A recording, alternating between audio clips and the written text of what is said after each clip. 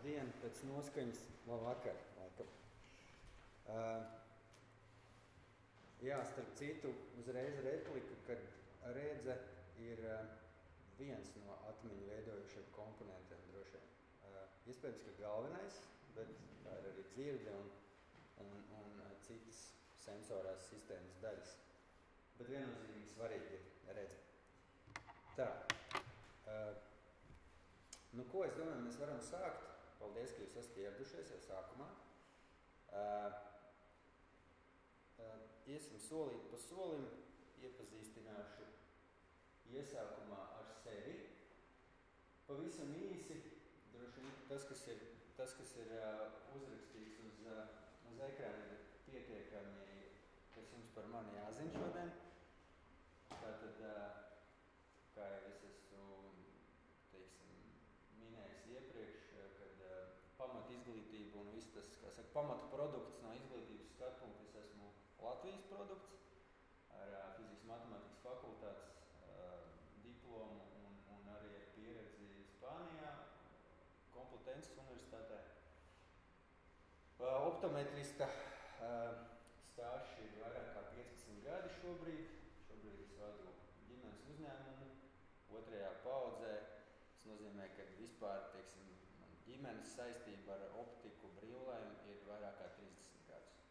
Tā kā tas arī ir tāds iespējams vērā ņemams fakts. Un par to noslēdzošo par dzīves moto, kas lielā mērā iespējams man raksturo kā arī optometrista kabinetā, tad es vienmēr cenšos, kā saka, izdarīt labāko iespējamo, dabūt labāko rezultātu. Man ļoti patīk, ja tai situācijai attiecīgi ir risinājums.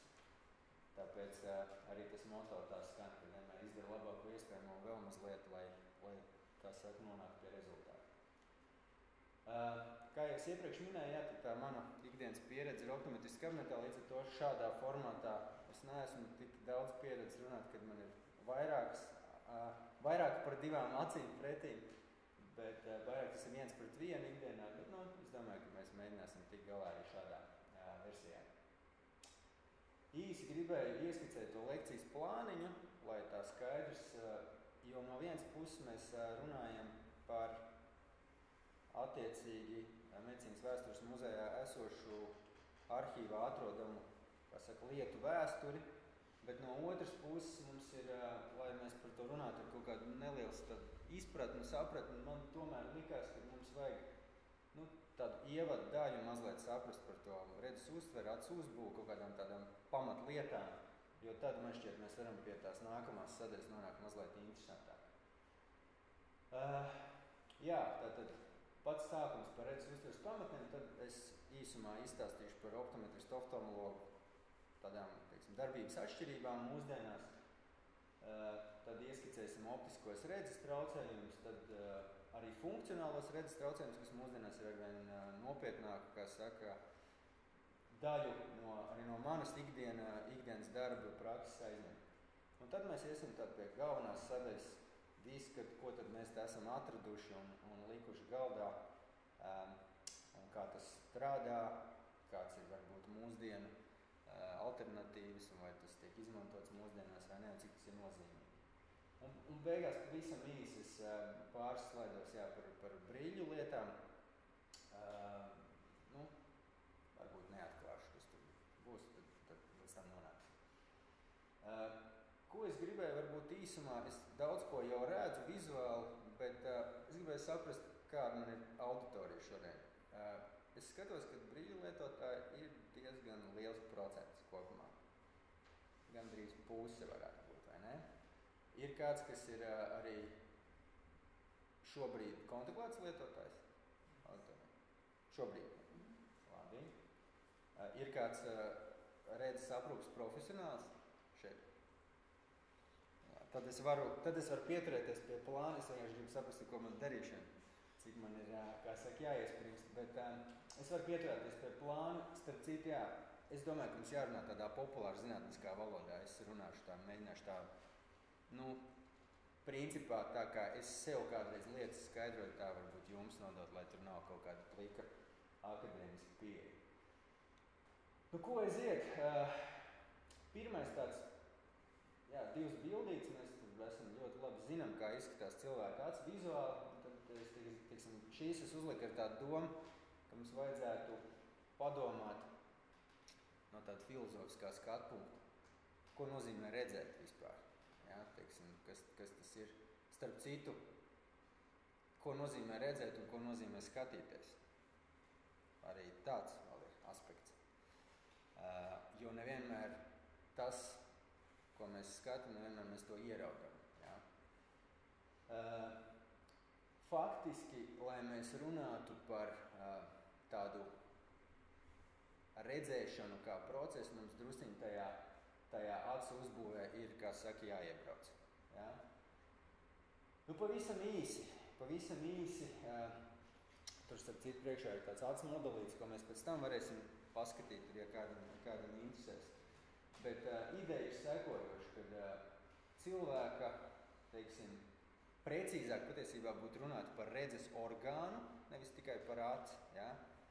Bet mēs esam tāda viena sadaļa, es izrāvis, to vienkāršāko sadaļu, ja? Jo faktiski viss, kas notiek šeit tālāk no šīs zonas, tālāk ir redzes nervu palīdzību smadzenēm, tālāk tā ir faktiski tīra neiroloģija, ja? Šī vairāk, kas te ir attēlot, ir tāda fizikālā pasaule nedaudz. Lūk, lai mēs redzētu, mums jābūt tādiem būtiskiem diviem priekšnoteikumiem. Atsābolu struktūrām ir jābūt veselām. Principā galvenā tāda optiskā vide ir šeit priekšā, tā ir radzene, ja, caur ko tas gaismas stariņš iet cauri. Radzenē tāda, būtiskākā lieta faktiski ir gaismas staru laušana. Ja, tas ir būtiski, līdz ar to viņai jābūt super dzidrai, caurspīdīgai veselā. Tad tā gaisma iet cauri šajai zonai, ka cilvēki bieži vien tur sauc, ka man tur zīlītē iekaisums vai tam līdzīgi, bet zīlīte ir parasti diafragma vienkārši caurums acī, kas regulē gaismas daudzumu. Ja, tas ir tas melnais, kas mums ir pakāpjoties atpakaļ uz šo. Tālāk ir acs lēca, šī te bumbiņa, kas ir patiesībā elastīga, te viņa attēlota kā tāda konstantā stāvoklī esoša struktūra, bet patiesībā atkarībā no tā, kādā distancē un cik sīkas lietas mēs skatāmies, tā acs lēca maina savu izliekumu. Jo mēs vairāk darbojamies tuvumā, acs lēca izliec, izkļūst, kā saka, tāda izliektāka, mainās acu optiskais stiprums, mēs redzam skaidri, skatoties tālumā, acs lēca plakanāk un redzam atkal skaidri. Ja? Tā ir tāda, principā, tāda dinamiskā vide, īsāk sakot, kā fotoaparātam zūmiņš, apmēram tā. Ja? Un tālāk šeit arī ir tāda faktiski neiezīmēta struktūra. Šī visa zona saucās stikla vai ķermenis, kas principā ir tāda atsābolu veidojoša struktūra, tāda želējveidīga struktūra, arī pilnībā caurspīdīga. Ja? Arī tā ir jābūt veselai bez apduļķojumiem. Piemēram, mēs tur var piezīmēt, cukuru diabēts ir liela problēma mūsdienās, ja? Kuriem augsts pakāpes tuvredzības, kur ir daudz apduļķojumu šajās struktūrās, un tad ir problēma. Lūk, un tālāk, jā, tas, starp citu, tas attēls ir, kur tā svecīt, ja? Tas attēls uz tīklenes acī mums veidojās otrādi. Tas vispār liek mazliet padomāt, kā mēs redzam to pasauli. Tā ir tāda pirmā lieta. Acī ir vairākas lietas, kas ir pilnīgi atžgāri pretēji, bet principā mēs pasauli redzam, uz tīklenes projicējas tas attēls otrādi. Lūk, un tad ir tīklene, acu mugurējā daļa. Varētu teikt, ka tas ir mazliet sarežģītāk, bet tā ir tā dzeltenā struktūra, kas ir principā nervu šķiedras un asinsvadu, kā es saku. Ja? Un tās nervu šķiedras, lai viņas spētu forši funkcionēt, izpildīt savu tālāk to neiroloģisko darbu, viņām jābūt labi apusņotām, veselām, funkcionēt spējīgām. Ja? Tā kā faktiski es iezīmēju tādas galvenās lietas, ja šeit mēs varam runāt par radzeni un par lēcu, mēs varam runāt un par diafragmu, jeb zīlīti, par tādu fizikas daļu, ja? Kamēr tā gaisma nonāk šeit, tālāk, principā, šī te uztverošā daļa, kā jau es minēju, tā ir tīra neiroloģija. Tāpēc, vienkāršā valodā mēs varam izdalīt, principā, divas tādas galvenās lietas, acu veselība un funkcionalitāte. Ja? Tās ir tādas divas būtiskās, lai tas redzes uztvers vispār process notiktu kā tāds. Lūk, un tad mēs varam pāriet drusku pie nākamās sadaļas, ņemot vērā šo veselību un funkcionalitāti. faktiski, ko tad kurš speciālists dara? Un tā īsumā ir tā, ka oftalmologs, jeb sinonīms ir okulists, jeb sinonīms ir acuārsts, viņš tieši par to veselību ir atbild. Viņš rūpējās par to struktūru veselību, lai tā tīklena būtu, teiksim, spējīgi funkcionēt un tā radzena būtu vesela un tā tālāk. Ja, ir arī oftalmologi pietiekami daudz, arī, kas ir specializējas ķirurģijā, un tad ir dažādas ķirurģiskas manipulācijas, dažādas cits lāzeru manipulācijas mūsdienās un tā tālāk. Un optometrists ir atkal tā fizikālā puse, ja, tas, kas, teiksim, liek tam gaismas staram uzvesties tā, lai no mūsu redzēšanas būtu kaut kāda jēga vispār, lai mēs viņu spētu maksimāli izmantot vispār to redzi. Ja. Principā tāds mans tas moto, tāpēc arī ir tā, ka mums jāizdara, teiksim, bieži vien maksimāli labākais, lai tam cilvēkam, kā saka, palīdzētu redzi izmantot maksimāli labi. Tas tā īsumā par šo sadaļu. Mazliet mums jāpieskarās varbūt arī tādiem optiskiem redzes traucējumiem. Ļoti vienkāršot, tad mums bija tā bildīta uz atpakaļ, tā pati atstiņa ir attēlota 4 dažādos veidos, ja mēs mazliet pievēršam uzmanību, tad normāla redze faktiski, tas tāds vispār tāds ļoti relatīvs jēdziens, bet tā normālā redze, šī bildīta, viņa ir principā tad no fizikālā skatu punkta, kad uz objektu skatoties šīs te optiskās struktūras izdara tādu darbiņu, un viņas ir pietiekami vesels, lai tas objekts novietotos perfektus tīklens. Tad, kad viņš novietotos perfektus tīklens, mēs viņam uztvert un redzēt viņu skaidri. Principā tas ir tāds redzes asuma jautājums. Miopija, kas ir sinonīms vārdam tuvredzība, ja? Tie ir cilvēki, kas ir ar mīnus brillēm vai kontaklēcām. Ja? Domāju, ka liela daļa no jums, ja, kas ir brīļu lietotāji. Ko tas nozīmē? Tas nozīmē to, ka tas attēls tehniski veidojās pirms tīklenes. Redzat, šeit atšķirīgi. Ja? Šeit ir drusciņa distance līdz tai tīklenei. Lai mēs to distanci, kā saka, atrasinātu un novāktu pēc idejas, lai noliktu to attēlu uz tīklenes, mums šeit priekšā ir jānoliek mīnus lēts, kas ir izkliedētāja lēts, kas to attēlu pabīd tālāk. Ja? Ļoti vienkāršot. Hiperopija, kā ir te atzīmēts, jeb hipermetropija, jeb tālredzība, tas ir krietni sarežģītāks redzes traucējums, ja mēs salīdzinām ar tuvredzību. Ja? Jo tuvredzība ir tāda, ka tuvredzīgais cilvēks tuvu vienmēr redz, un tālumā attiecībā no tā, cik lieli tuvredzības pakāpi ir arvien grūtāk redzēt. Ja? Teiksim, mazāki mīnus stiprumi nozīmēs to, ka mēs redzam lielākā distancē, labi skaidri, bez brillēm. Lielāki stiprumi savukārt, ka netik tālu no deguna gala, kā saka. Hipermetropija, jeb tālredzība, kā jūs minēju, viņa ir piņķerīgāka, viņa saistās ar ļoti bieži ar redzes funkcijām. Un ir ļoti dažādi veidi faktiski tālredzībai. Ja? Ir principā visi mēs piedzimstam, atskaitot kaut kāds nopietnas ģenētiskas lietas, lielu daļu mēs piedzimstam tālredzīgi, ar lieliem plusu stiprumiem, tā acis nav attīstīta. Ja? Iet kaut kāds laiks, līdz apmēram 7 gadu vecumam, mums tā acis izaug, pastiepjas garāk, ja? Un te jau principā ir tāda bilde, tai acī augot, pastiepjoties garāk, un ābola aksiālam garumam mainoties, ja? Tad tas attēls novietojas uz tās tīklenes, jo tagad viņš ir aiz, faktiski. Ja te viņš bija pirms, te viņš ir aiz. Ja? Tā kā faktiski tālredzība, jeb hipermetropija, mēs tā dabiski no viņas dzīves laikā līdz 1. klasītē apmēram tiekam galā. Ja? Tāpēc tā tad lielā mērā arī atbild uz jautājumu, kāpēc bērnus tik ļoti svarīgi testēt. Jo 3, tiem, kam ir bērni, tiksim, 3 un 6 gadu vecumā, super svarīgi, tas ir ļoti svarīgi. Ja? Lūk, un hipermetropija, jā, viņi saistās ar šķielēšanu bieži vien, ja tā ir tāda, tie ir principā tie plus stipruma brillēs, ja, un tie var būt, tas nav tā, ka tuvredzība cilvēki iedomājas, un parasti tas mīts ir tāds, ka, tuvredzīgais tuvu redz un tālu neredz, un tālredzīgais otrādi. Principā plus stipruma var būt tā, ka viņš neredz nevienā distancē, ja, ļoti dažādas pakāpes, dažādas kombinācijas. Jā, bet galvenā ideja tā, ka attēls ir idejiski aiz tīklenes, uzliekam plus lēcu, un attēls pavākās tuvāk, ja, plus lēcu savācē, lēcu pavāk attēlu atpakaļ.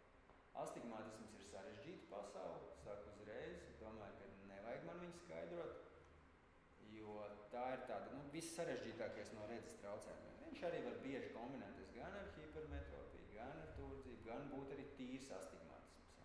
Principā idejiski tas nozīmē to, ka dažādos meridiānos ir dažādi optiskie stiprumi, piemēram, brillēs. Ja? Parasti tie klasiskie meridiāni ir vertikālais un horizontālais, viņi vienmēr būs savstarpēji perpendikulāri.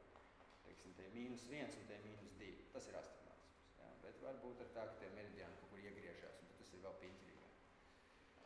Nu tā, par optiskajiem redzes traucējumiem faktiski es esmu uzlicis 3 tādus galvenos risinājumus, kas ir gan vēsturiski lielā mērā, gan arī mūsdienās. Ja? Mēs redzam, ka brilles faktiski risinājums ir gandrīz vienmēr. Kontaklētas ir bieži, ķirurģija ir, tur ir vesela virkne vēl ir izmeklējumiem vajadzīgi, lai saprastu. Bet arī, teiksim, mūsdienās ir dažādi ķirurģijas veidi. Lazerķirurģiju mēs esam dzirdējuši visi, tas skaidrs. Tam mēs, starp citu, pieskarsimies vēlāk. Tā kā tā. Tas būtu par optiskiem redzes traucējumiem. Ja mēs pavirzamies mazliet tālāk uz funkcionāliem redzes traucējumiem. Te ir atkal sarežģīta pasaule, bet es pavisam īsti. Parasti tā ir šķielēšana. Funkcionālie redzes traucējumi, te ir principā no nosaukuma hipotropija ir šķielēšana idejas. Ja? Hipo nozīmē, ka viena acis stāv uz augšu, atvainojos, hipo ir viena uz leju, egzotropija, kad uz āru, ja? Hiper attiecīgi uz augšu un ezo uz iekšu. Ja? Te ir tāda, teiksim, no latīniskā šķielēšanas veidi, kas ir, šis varbūt ir tāds arī, parasti šķielēšana rodas bērnībā, kontekstā ar to tālredzību, kā es minēju. Šķielēšana var rasties pēc traumām, nopietnā galvas, piemēram. Ja? Un tas ir vienmēr lielā mērā tāda atrisināt šo problēmu ir optometrista, oftalmologa, neirooftalmologa, neirologa kaut kāds tā kā sadarbības tāds cikls faktiski. Ja? Tā ir sarežģīta lieta. Jo idejas ir tā, ka katra acis skatās savā virzienā. Un ir 2 attēli, ko smadzenes nespēja salikt par vienu attēlu. Tā ir tā galvenā doma. Šķielēšanas mēdz būt arī slēpta tipa. Ja? Tas ir tāds moments, kurš faktiski tās vairs nesaucās tropijas, tās saucās trofijas ar F. Tas ir tāds reālais, ja daudz mīti un stereotipu par redzes treniņiem, tad tāds slēpts šķielēšanas moments faktiski ir tāds, kur redzes treniņi var ļoti lielā mērā palīdzēt. Manā praksē, jūs jau piefiksējāt, tā praksa visai ilga, nav daudz gadījumu, kur tādu reāli redzes treniņu var izmantot, teiksim, ar šo atrisināt. Ja? Bet viens no risinājumiem, no līdzekļiem tas ir, ja? Tā vingrinājuma izpratne faktiski. Ja?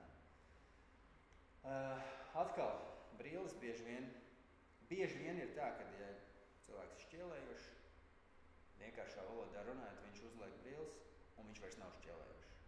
Ja? Bieži tas tā atrisinās. Un ķirurģija jau vairāk ir tāda vairāk izmantojama principā pie ezo šiem te uz āru, uz iekšu. Tas ir sarežģīta ķirurģiska operācija, parasti pusauģu vecumā to veids, lai to aciņu nolikt taisni. Vienu muskulīti saīsina, vienu pagarina, un tā ir tāda piņķirīga lieta. Un parasti ir tādu diezgan grūti prognozējama tālāko, kā saka, attīstību. Šis ir interesanti. Iespējams, kad ir daudzi dzirdējuši no jums, varbūt kāds ir dzirdējis, ka slinkā acis ir tāds, slinkās acis kaut kāds jēdziens. Te tā vienkāršot atkal skatoties, es uzlicis bildīt, kur viena acis, kā saka, ne ambliopa. Ambliopa ir sinonīms slinkai, ja? Redz skaidri to koku un ambliopa neskaidri. Bet šeit ir jāsaprot, kur ir tās sāls. Tikpat labi te varētu būt attēlot tuvredzību, ja? Ka cilvēks redz miglējumu vai tālredzību. Bet sāls ir faktiski pakāpjoties atpakaļ šajā aspektā, kad attēls uz tīkleni fokusējas perfekti, viss ir it kā kārtībā. Bet, kā jau es minēju sākumā, tad tīklenes funkcionālā spēja redzēt skaidri vienkārši nav attīstīta. Tā kā it kā viss optiski ir kārtībā, bet smadzenes vienkārši to attēlu. Parasti ir tā, ka viņas īsti neizmanto viņu. Un tad šeit, ejot atpakaļ pie ambliopijas, ja pie slinkās acis, principā ir tā, ka šeit arī viens no risinājumiem ir vingrinājumi, bet tie vingrinājumi drusciņ citā izpratnē. Parasti tā ir brutāla, labāk redzošās acis aiztaisīšana, lai smadzenes piespiestu darbināt to slikti redzošo aci. Un tad parasti tur bērnībā ir, kā saka, ir veseli, pieauguši cilvēku vecumā jau prasa, jā, man tur bija brilles, man tur līmēja to vienu aci ciet, un tas ir tāds baigais pārdzīvojums.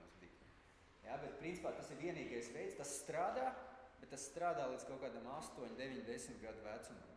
Tāpēc ir atkal, atgriežoties par tā, ka bērnus ļoti svarīgi pārbaudīt, baigi svarīgi pārbaudīt. Jā, jo 10 gadu vecumā jau atklājot šādu te problēmu, tā ambliopija var būt neliela. Tas nozīmē to, ka, kā es parasti saku saviem pacientiem, tad, ja ir tā ambliopija, tas nozīmē to, ka viena acis jums ir, teiksim, uz 10 megapikseļiem, taisa to bildi, un otru uz, piemēram, 6. Un tie 6 nekad nebūs labāki. Viņi būs 6 un dari, ko tu gribi, tur ir 6, un viss, tas ir griezti. Jā. Un šī tā tēma, kā es saku, tad, ja šito kāds atrisinās, tur Nobel prēmija garantēta.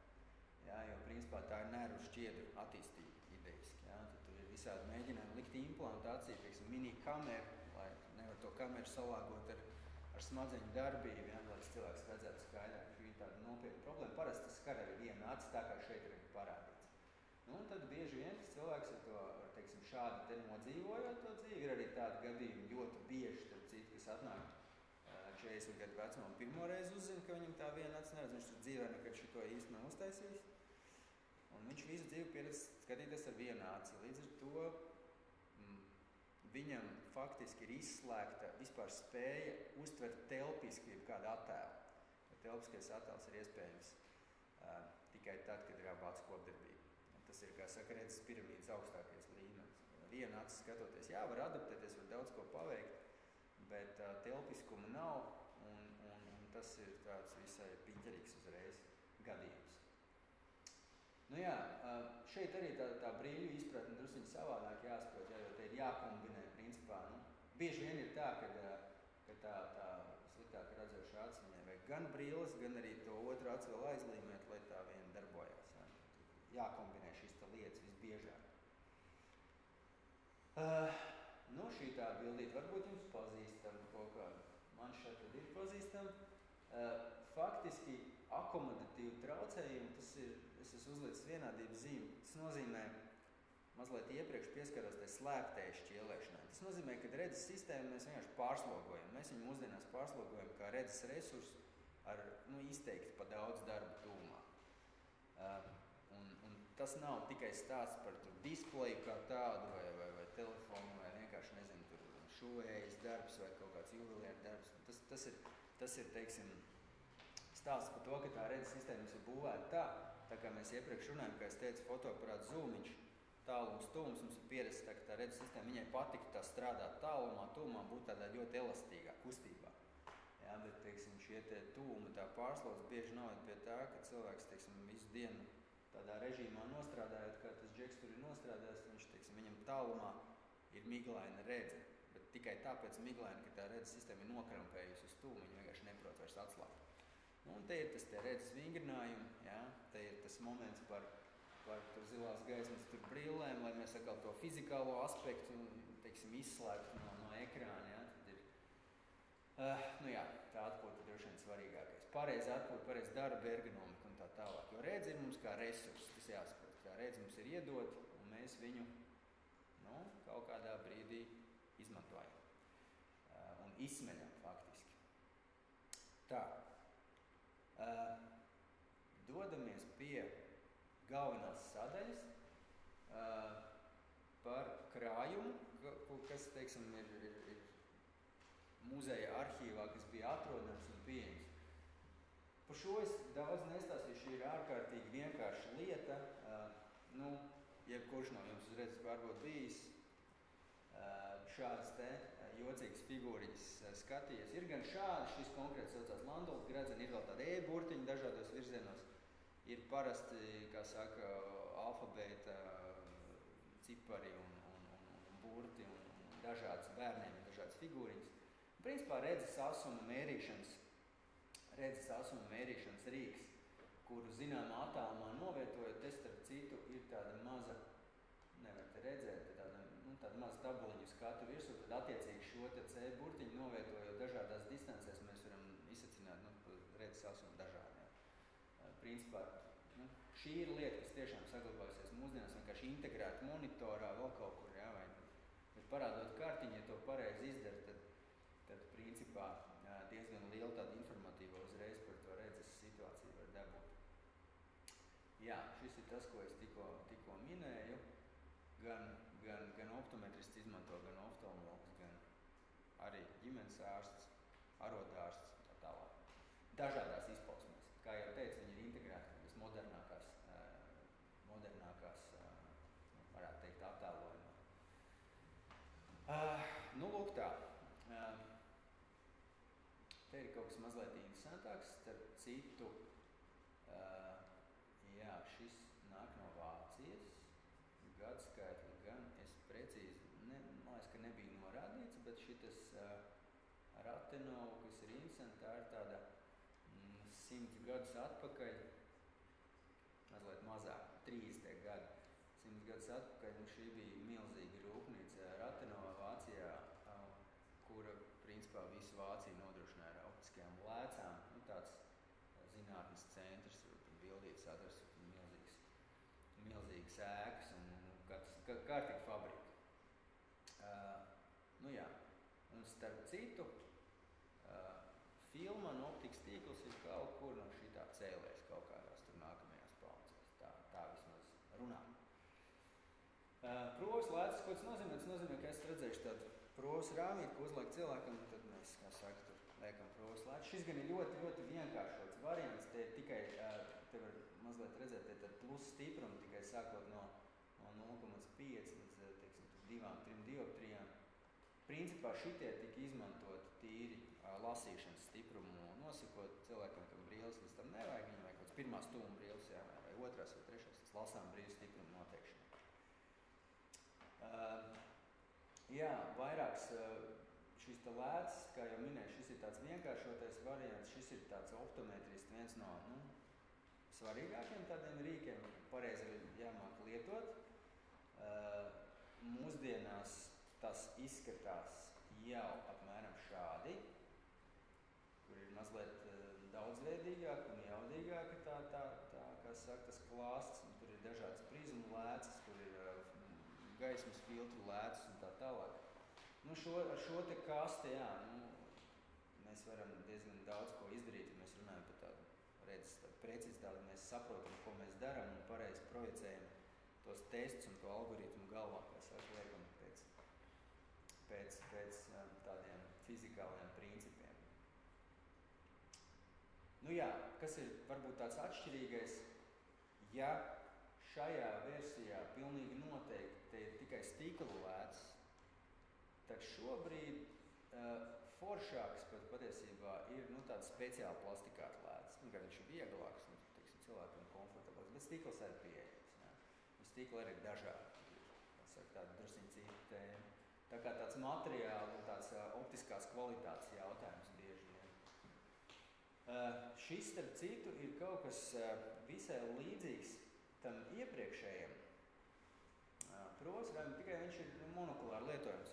Ideja tāda, ka tāds rokās turams vērķītis, kur ir vairākas optiskās lēcas, 2 diski savstarpēji novietojot tos diskus, teiksim, grozot tādu, viņš te arī ir, pēc tam varēs apskatīt, jā, grozēt tādu riņķīti, mēs principā vienai acī liekot priekšā, mēs varam kaut kādā brīdī ieraudzīt skaidru un pēc tam nolasīt, kas tur ir sanācis. Šis ir 50. gadi, un, ja nemaldos, šis bija Varenās impērijas ražojums, jā.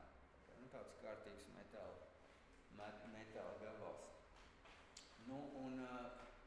Jā, šo rīku principā šobrīd aizvieto, kas ir alternatīva tiem provas rāmīšiem, ko es iepriekš teicu, šo rīku aizvieto foropters. Foropters ir tāds ļoti, ļoti masīvs, liels, viņi ir arī manuāli, viņi ir automātiski, bet principā foropters ir binokulārs, kā ar abām acīm kopā var darboties, un tur ir arī visādi rīki, grozāms lēts. Ideja ir ļoti, ļoti līdzīga, ja? Un foroptera galvenais bonus ir ātrums patiesībā. Ja? Tur var ļoti ātri tās lētas samanīt. Procesoram parasti ir lēnāk tā darbība. Ja? Bet viņš ir atkal, mīnus ir tas, ka viņš ir tālāk no patiesības. Tur ir, teiksim, tā lētas sistēma ir masīva, un viņi nav tāda, teiksim, dzīvei pielietojama, jo starp citu brīļu, teiksim, tāda optiskās precizitātes, tā būtība bieži vien ir slēpjas tajā, kur, teiksim, brīlis ir novietots, jo katrai brīļu lēcē ir savs efektīvais stiprums, un ja mums tas brīlis ir tālāk no acis vai tuvāk, tas maina spēles noteikums, un tāpēc tam foropteram bieži vien kaut kādi, arī neprecīzāk tie rezultāti. Bet ļoti daudz izmanto arī optometristi, jā, tā kā viņi piešāvušies tiek galā, tad, kā saka, var to rīku lietot. Nu, lūk, šis te ir oftalmoskops, precīzāk 2. Šis kreisajā pusē ir vācu ražojums, bet tā barošana drusciņā atšķirās, tā galvenā atšķirība. Šitā, ja nemaldos, muzeja krājumā bija pat vairāk, es pareizi atceros. Šis ir amerikāņu ražojums 50. gadi, šis ir mazliet senāks, te ir kaut kādi 20 gadi plusā, jā, kaut kā 30. gadi. Oftalmoskops ir rīks, kurš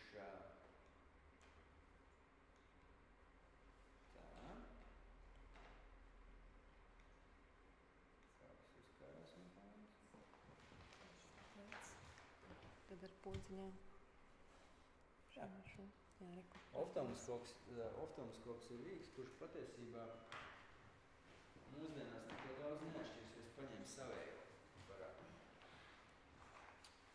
Gandrīz tas pats, jā. Šitien ir tāda specifiskāka baterija iekšā, tam amerikāņu rīkam tur apakšā, tur tāds lielās ritīkuši, tas ir tāds masīvāks.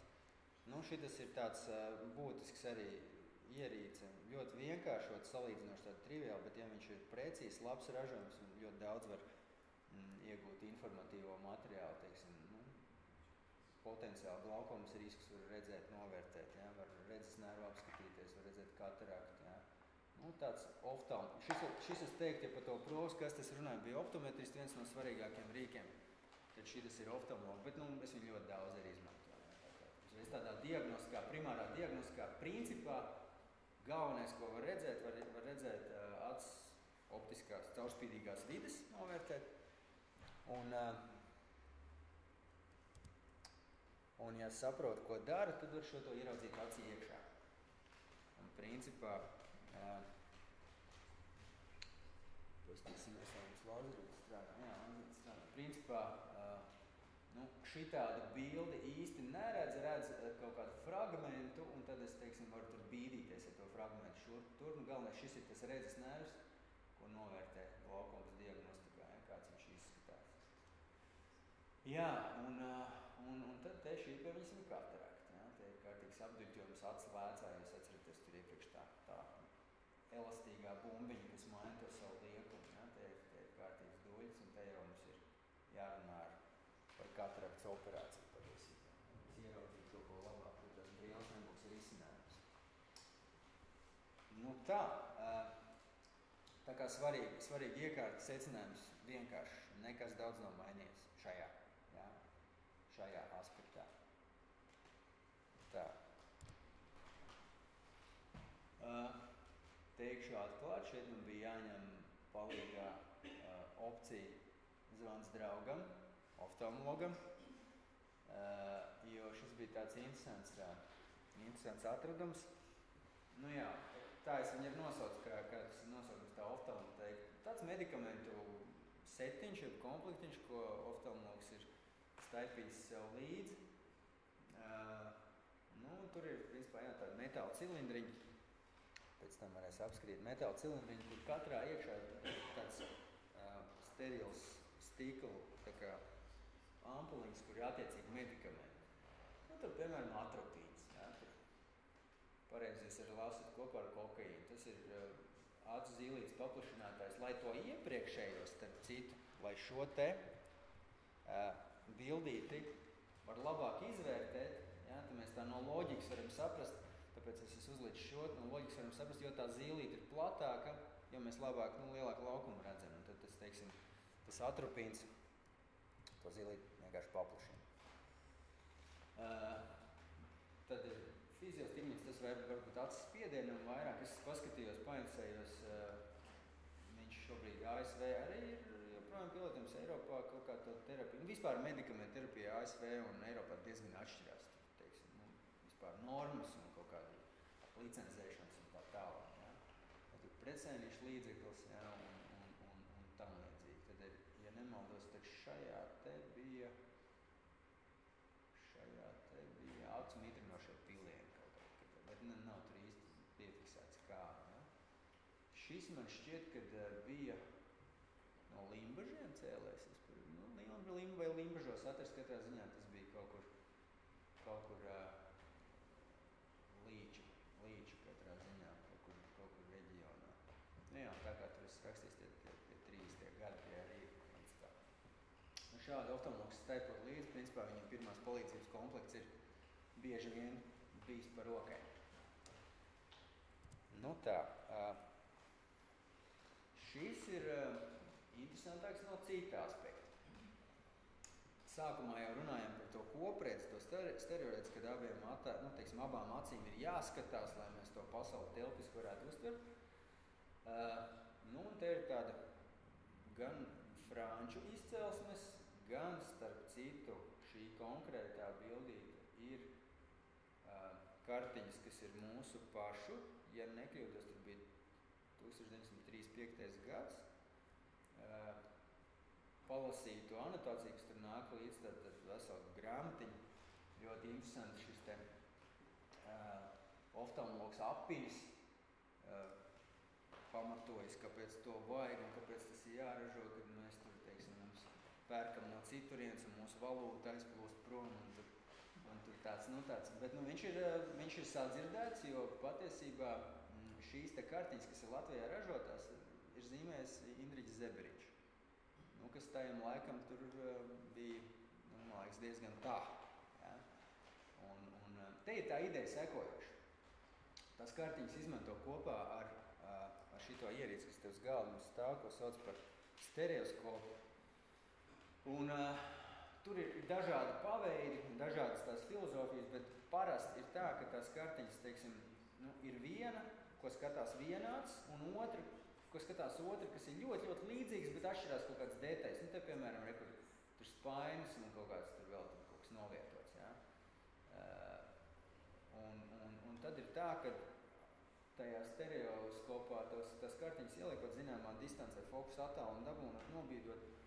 Principā mēs trenējam to kopredzes sajūtu, to telpiskumu. Ja? Jo tajos laikos tur nebija nekāds telpisks ierīcis, kā mēs varam to telpisko pasauli baudīt, tad šajā gadījumā tas, cik es no šīs anotācijas sapratu, to es nezināju, bet principā šīs te kartiņas tika arī tā izmantotas, viņas nebija tā nopērkams pieejams, es saprotu, ka oftalmologam attiecīgi viņas bija, un tad jūs varētu nākt uz redzes trēniņu, tātad to veselu procedūru, un mēs tur skatāmies, mācāmies, ejam cauri, un, teiksim, to kopredzi nostiprinam. Jo viņš bija tur, teiksim, doktors Apins, tur bija ļoti pamatojis, ka tai kopredzē milzīga nozīme, un tur bija katrā ziņā interesants tas apraksts. Tā kā, jā, telpiskuma tāds varētu teikt, kas mani pārsteidz, jā, ka tāds redzes trēniņu rīks, tāds reāls rīks, jā, kas tika izmantots. Un tie stereoskopi patiesībā, ja paskatās, pameklē, šīs iekārtas, viņi arī ir dažādi. Ir šāds, kur, teiksim, bija to fokusu attālumu, ir tāds spoguļu sistēma, ir rokas tur iekārtiņa, tāda ceļs, ja nemaldos, ir taisīt tāda rokas. Un tā kā šī bija tāda populāra izklaide, acīm redzot tajā laikā. Skatīties tādas stereo bildītes, tur varēja kaut ko līdzīgu telpiskai sajūtai noķert. Tā. Jā, šo principā es arī izstāstīju tikko, ja, tā kā Indriģa Zeberiņa tie zīmējumi, tie tādi, jā, tas tāds ievērības cienīgs, man liekas, ka fakts, ka tas bija uzreiz tāds pirmais, kas iekrita, ka tāds tā laika cienījums gleznotājs viņš definējās, man liekas, tas tāds katrā ziņā nopietna iekārta. Jā, šis ir mūsdienās, nezinu, vai jūs esat bijuši un baudījuši to 3D kino, un ir par 4D kino, citreiz, ka vēl kaut kāda efekta, kaut kāds ūdens tiek ušļāks virsū. Bet ideja ir tāda, jā, ka šo efektu principā var baudīt tikai tie, kam ir tā abu acu kopdarbība. Jā, un bieži vien man ir kāds cilvēks, kas tur ienāk, un mēs konstatējam, piemēram, to ambliopiju, un runājam, ka tā viena acis darbojas, viņš to varbūt nav iedziļinājies dzīvē. Viņš saka, jā, es tur vienreiz uz 3D kino arī biju, bet, es principā pēc 10 minūtēm gāju un bija slikti duši. Reāli tāds ir, to telpisko efektu mēs nevaram uztvert tad, ja mums nav abas acis kopā, jā, tā kā šis ir tāds bildīt, ko es ieliku tāds mūsdienu alternatīva. Šis ir savukārt diezgan brutāli, drastiski iekārt, bet labs izgudrojums tajam laikam. Norvēģu oftalmologs, šķiet, jā, 1905. Gada izgudrojums, tonometrs, kas nozīmē acis spiedienu mērītājs. Mehānisks, absolūti mehānisks rīks. Tur jābūt tādiem vairākiem priekšnoteikumiem, jābūt, lai viņi varētu veiksmīgi izpildīt. Domāju, visai trenētam tam oftalmologam būtu jābūt, lai viņš to pielietot. Tam pacientam pirmkārt ir jāguļ, otrkārt viņam jābūt obligāti radzenei, sapilinātai ar anestēzijas medikamentiem, lai viņi nav jūtīgi, jo pretējā gadījumā šo te nevar norealizēt. Var norealizēt, bet tas ir uz visu dzīvi atmiņā paliekoši. Jā, un starp citu tā radzene, jā, uz kuras virsmas mēs šo te to plūdiņu, to metālu iekārtu liekam, tā radzene ir visbagātākā ar jūšanas nerviem, kas mums vispār ir organismā. Mēs esam kādreiz iebukstījuši ar acīm, zinām, kas tur notiek. Tur ir visi buķeti uzreiz. Starp citu, šī iekārta, šoca tonometrs, beigās varat izlasīt, jā, ka viņa ir joprojām tiek pielietota. Es atradu kaut kāds nemaz netik senus, kaut kāds pāris gadus atpakaļ, 5 gadus, līdz 10 gadu atpakaļ, kad, teiksim, tādās palīdzības misijās Āfrikas valstīs, kur īsti nevar neko paņemt līdzi, no tur elektrība vai tam līdzīgi, ja tas mehāniskais rīks jāizmanto, vieglāk paņemt ir lidokaini, ir virsmas anestēzijas līdzekļi, un šito iekārtu, un principā mēs izmanto acis spiedienu mērīšanu, jo Āfrikā tur tā glaukums izplatība milzīgi, jā, tā kā šādi iekārti. Šis man arī tāds bija drusku pārsteigums, jo šis šoca rīks ir arī tāds, ko es pārbaudīju vienu otru oftalmologu no jaunās paudzes, vai viņi tādu redzējuši un zina, viņi saka, viņi pirmāreiz redz, kas tas ir. Tā kā interesanti. Jā, un šobrīd jau vairāk visa tā tonometrija, jeb tā acis spiedienu mērīšana, kas ir super svarīga, vienkārši parastā skrīningā, monitoringā un arī glaukomas diagnostikā, viņa vairāk virzās uz tādu bezkontaktu vispār. Lai tam cilvēkam būtu plus mīnus patīkami, jā, lai viņš varētu, kā saka, lai nebūtu atmiņas uz visu mūžu par to. Ir dažādas sistēmas, tāda pilnīgi vienkārši uzlikt, jā, kurš ir jau tāds stacionārs un tāds parasti arī principā viņš ir kombinēts ar vēl kādu iekārtu, jā, bieži vien vēl reflektometrs un mēra acis optisko stiprumu un tā tālāk. Tas būtu par jā. Jā. Tas ir tas, kur mūsdienās tā kā iešāda jā. Pildīt. Jā. Kas tas ir, gaisa plūsma? Jā, gaisa plūsma, un uz to atbildes reakciju viņš ir uztais mērījumi. Gaisa plūsma, jā. Principā ideja šitā pat, tikai vienkārši iešauj ir gaisa, nevis mehāniska plūdiņa iespriekš. Jo šitas uz tādu, viņš saucās, tas princips fizikālais identitātes tonometrs, kas nozīmē, ka, teiksim, uzspiežot uz tās radzenes, tā kā tur iepriekš tajā bildītā īsti nevar redzēt. Tāds plūdiņa izbīdījums, un tad uzspiežot uz radzenes, pieņem, ka tas tā skala, kas tur parādās, pēc tā skala nav spiediens, no tās skalas atkal nolasa, tur tāda atsvariņa jāliek šajā te zonā. Šodien uzliek atsvariņu, jā, ja gadījumā uzspiež un nekas tur neizpistās, uzliek atsvariņu, tad attiecīgi pēc tā kādi atsvar, cik daudz uzlikt no tās skalas nolasa attiecīgi mērījumu. Es atceros, ka man bērnībā mērīja nevis ar šādu, bet ar kaut ko, un pēc tam spiedu. Tas ir cits, jā. Tas ir Goldman tonometrs, jā. Tas ir nākamais līmenis, jā.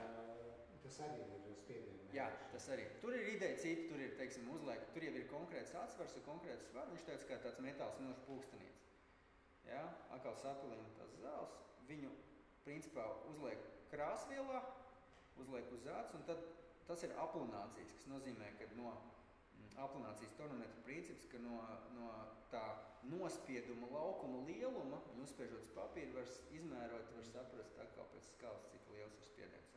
Tonometrs, Goldman tonometrs ļoti daudz tiek izmantots. Es domāju, ka daudz kur arī šobrīd. Es domāju, ka austrumu kaimiņu zemē joprojām daudz tiek izmantots. Arī, jā, tā kā.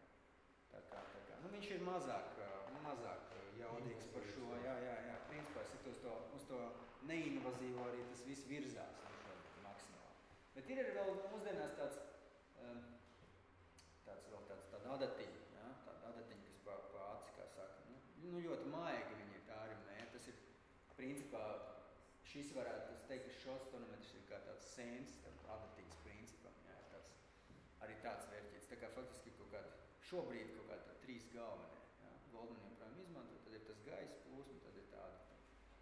Nu, apmēram tā, tas izskatās. Tā, šis bija vislielākais pārsteigums, starp citu. Nu, tāda parasta kastīte, tur kaut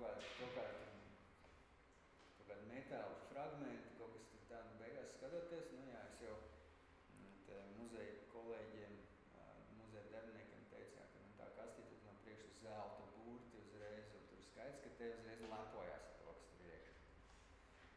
Nu, attaisot vajag, principā daudzi arī no, teiksim, tādiem jauniem oftalmologiem, tagad varbūt ar to nezinu, bet tātad keratotomijas instrumentu komplekts. Precīzāk sakot, radiālās keratotomijas instrumentu komplekts.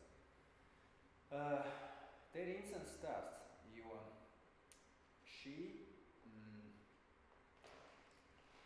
šis komplekts ir, nu, teiksim, ķirurga rīks, ar kuru tiek veidots kaut kas briesmīgs. Tiek veidot šādi iegriezumi radzenē. Tur patinot atpakaļ, diezgan grūti varbūt saprast šajā bildē. Te ir tāda 1, 2, 3, 4. Šitie principā ir tādi marķierīši, ko uzliek uz tās radzenes. Nu, atkarībā cik daudz tie stariņi tam marķierītim ir, tik daudz tos iegriezumus tur var uztaisīt. Populārākais tieši arī ir šis, ko es te uzlicis, kas ir ar 8 griezumiem. Un stāsts sekojošs. Kā jau es minēju, tad Padomju Savienības lepnums. Jā, pēc tam zelta burtiem mēs to varam ļoti tā labi izsacināt. Pus pa jokam, bet es domāju diezgan liela patiesība. Un Sviatoslavs Fjodorovs ir tas, kurš starp citu Ukrainas, kurš viņu šo te netīšanu faktiski atklāja. Jo tad stāsts bija tāds, ka viņš bija tajā laikā laikam jau stažējās Maskavā, es pieļauju, viņam uzņemšanā ieveda puisi, kurš bija nokritis no rīčuka, vienkārši braukāja. Puisis bija ar izteikti tuvredzību, kā jau tajā laikā viss brīļu lēts, brīls viņam bija, viss brīļu lēts bija stikli, un viņas bija kārtīgi, kā saka, izšķīduši, un tā radzena bija vienkārši sagrēzīta idejas. Un tad tur tas, teiksim, profesors, kurš vēl tad nebija profesors, Fjodorovs, tur kaut kā salāpīja, bet tā radzena tā labā ziņa ir tā, ka viņa faktiski, viņa ir ļoti plāna struktūra, un viņai, teiksim, tas epitēlijas slānis 24 stundās pilnībā atjaunājās. Ja? Un viņa labi dzīst, un tad viņš tur sazīst, un tad viņš tur pēc nedēļām vai pēc mēneša to puisi skatās, viņam tur pirms tam kaut kāda -5 tūredzība, viņš skatās, tur viņam gandrīz nav tūredzība, vai -1. Skola rokā, kā sāk, un tad jāsāk attīst. Nu, skaidrs, ka tā radzena sagrēzīta, tad ir šos radiālos iegriezumus izveidojot. Nu, tur, protams, ir super smalka darbība, nedrīkst pat dziļi iegriezt, jo radzena ir pusmilimetru biezi. Jā, un tad tur ir tāds jēdziens kā dimanta nazis, ar ko to veids. Un tad šos te griezumus taisot, ideja tāda, ka veidojās rētaudi. Veidojoties rētaudiem, tā radzene principā, jo viņai parasti pie tūredzības, viņai tā radzene šī te caurspīdīgā priekšējā viesa. Veidojoties rētodam, ja viņiem kaut kāds izliekums, viņi vienkārši kļūst plakanāk. Un tā tuvredzība samazinās, brīvības stiprums samazinās. Un kādus 10 gadus izrādījās pēc tam, protams, kādus 10 gadus tur viss ir baigi skaisti. Ja? Tie rētaudi ir grūti prognozējami un vispār to, principā neiespējams prognozēt, kā tas turpināsies. Un pēc kādiem 10 gadiem, principā, sākumā tāds kļūst, rētaudu veidos kļūst plakanāk, un tas ir labi. Un tam cilvēkam tajā brīdī brīlis varbūt nevajag, un viņš pat redz labi, jo svarīgi ir tas, ka šī optiskā zona ir atstāta neskarta. Ja? Šī tā galvenā zīles zona, kas atstāja neskarta. Un tad tur tie gaismas stari tādu spēlīt uztais, ka tā bilde ir skaidra. Pēc 10 gadiem tie rētaudi turpina savilkties, un tāds kļūst, kā saka, aiziet jau uz plus pusi, var teikt, ja? Aiziet pa daudz plakani, un tad ir problēmas. Tā kā ļoti daudz komplikācijas sākās, bet principā tas zelta laikmets no šī, tā 74. gada, kad pirmo reizi viņi uzķēra šo problēmu, man liekas, ka 79. gads bija, kad viņš jau bija attīstīts kā ķirurģijas metode, reāli izmantoja tiešām Padomju Savienībā, tikai amerikāņi kaut ko čiepa vienā brīdī no šīs metodas nevarēja īsti laikam noķert. Es nezinu, vai tas bija kaut kādiem patentiem saistīts. Un tad tur bija kaut kāds stāsts, ka tur amerikāņi grieza pretējā virzienā, un tā saucās amerikāņu metoda, un Krievi atkal no centra uz ārpus, un tad tur bija interesanti. Bet jā, viņi bija, principā manā praksē ir vismaz starp 5 un 10 tādas radzības, kas atnāk.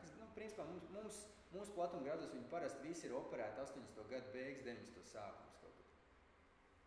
Ir tiešām izcili rezultāti, tādi, kas ir, es domāju, lielā mērā uz kaut kādu, uz dulo, varētu teikt, jā, vai tiešām labi rezultāti tā, kad cilvēks redz un tam līdzīgi. Un ir tādi, jā, kur ir ļoti liela atšķirības starp vienu no otru aci, lieli astigmatismi, tā redz kļūst ārkārtīgi sarežģīti no tās stūrdzības, kāds cilvēks ir aizbēdzis, bet tur ir citas lietas klāt. Jā, un tā lielākā komplikācija, teiksim, tā subjektīvā komplikācija, ko tas cilvēks pats izjūt pie šiem te radiāliem griezumiem, atkal no loģikas mēs varam saprast, ka te tā zīlīte, ko es teicu, tas melnais caurums acī, ja tā diafragma, un tad, kad ārā ir tums, un mēs braucam, piemēram, pie stūras, ja, tad tā zīlīte loģiski, ja ārā apkārtējā vidē ir mazāk gaismas, viņi kļūst lielāk. Vairāk gaismu laiž acī, un tajā brīdī šie radiālai iegriezumi sāk tie gala pīķi, tas sāk radīt problēmu. Principā tāds pretī braucošās gaismas, ja, tur latērnas, vēl kaut kas ir baigi daudz oreolēm. Tāda tipa problēma. Bet tā, teiksim, diennakts gaišais laiks, vai, teiksim, kaut kāds labs mākslīgais apgaismojums, ir gadījumi, kur ir ļoti laba tāda rezultātu sasniedzamība. Un šo faktiski, jā, šo var uzskatīt par tādu refraktīvās ķirurģijas, var teikt, sākumu vispār idejiski, jā.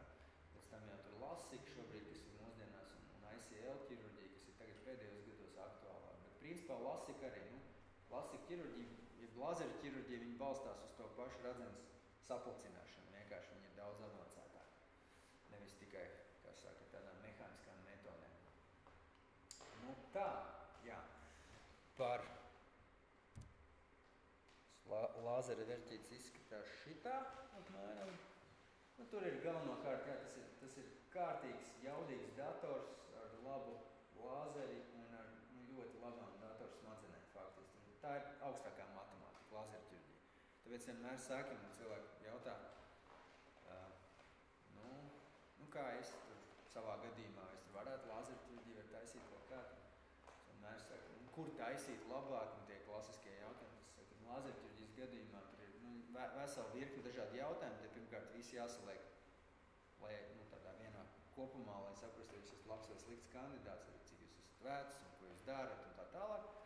Bet ļoti svarīgs ir ne tikai ķirurgs, bet ļoti svarīgs ir tas aparāts, kas to dara. Jā, tā kā tādā ziņā mēs esam, mūsu zemē mēs esam diezgan augstā līmenī, godīgi sakot. Jā, tā kā reāls medicīnas turisms šajā jomā eksistē. Piemēram, doktoram Lūkinam tiešām tāds reāli piemēram, un tā iekārta ir laba iekārta, būs dārgāka, loģiski, lazeru ķirurģija būs dārgāka nekā, piemēram, Lietuvā varbūt, jā. Bet rezultāts arī būs labāks. Bet, arī ir pietiekami daudz problēmas arī ar to pašu faktu par tām rētaudiem, ko es teicu, jo pēc būtības tur arī lazeru palīdzību tiek veidot rētaudi. Tā, tas būtu par to radiālo keratomu. Īsi, kā jau teicu, par brīļu lietām. Ja, jo tur, teiksim, ekspozīcijā, arhīvā pietiekami daudz ir visādas brīles atrodams. Tāds, jā, bildītēs, uzreiz ķeroties pie bildītēm, es esmu salicis chronoloģiski, teiksim, 1., 2., 3., 4. Kā tas brīļu vizuālais izskats attīsties, jo mēs pasakām brīles, mums uzreiz skaidrs ir, teiksim, ietvers, tur kājiņi un tam līdzīgi. Bet viss sākās faktiski ar monokli. Ja? Monoklis ir tas, kas tur filmās redzēts, jeb faktiski viņi sauc par acs gredzēm tajā laikā. Diezgan daudz literatūrā. Mums tas tāds, katrā ziņā tāds vēsturiskais tāds rīks. Tālāk jau mums ir principā kaut kas līdzīgs monoklim, tikai šis te šķērveidi. Un tad ir lornete, kas ir rokās turams, bet arī šie tie, protams, jau atšķirās ar to, ka viņi ir binokulāri ar abām acīm kopā. Ja? Monoklis, es domāju, ka vienkārši tajā laikā nevarēja vienkārši uztaisīt tehniski atrisināt. Tad ir tāds super populārs rīks, ka principā šis te bija tāds ļoti populārs, saucās Pinsno, kā mēs viņu varētu latviski, kaut kāds deguna kniebs viņš ir apmēram. Jā. Un principā šis līdz tiem 30. gadiem arī bija tāds paigi populārs. Tas brīļu kājiņas mums tur tā īsti nefigurēja. Ja? 20. gadi, principā. 20. gadi šis bija tas, kas tika lietots. Jā. Īsumā es saku, pirmās tāds atsauces literatūrā vispār uz brillēm faktiski 11. gadsimts parādās, tad pēc tam īsti nav skaidrs, kurš pirmās brilles ir uzražojis, kurš itāls.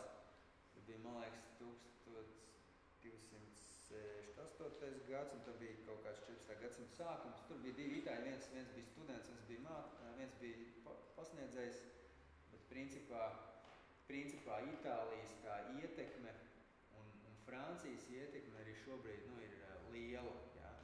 Jo es tad mazo noslēpumu varu pateikt, ka principā brīļu tādā marketā, brīļu tirgu vispār, gan attiecībā uz lēcām, gan uz ietveriem, tā skaitā uz lielajiem zīmoliem. Faktiski Itālijā lokalizējās 5 no lielākajām rūpnīcām, kas ir baigais procents. Teiksim, pasaulē tur ir vēl dažs cits, amerikāņi tur mazliet savu dzīvi dzīvo.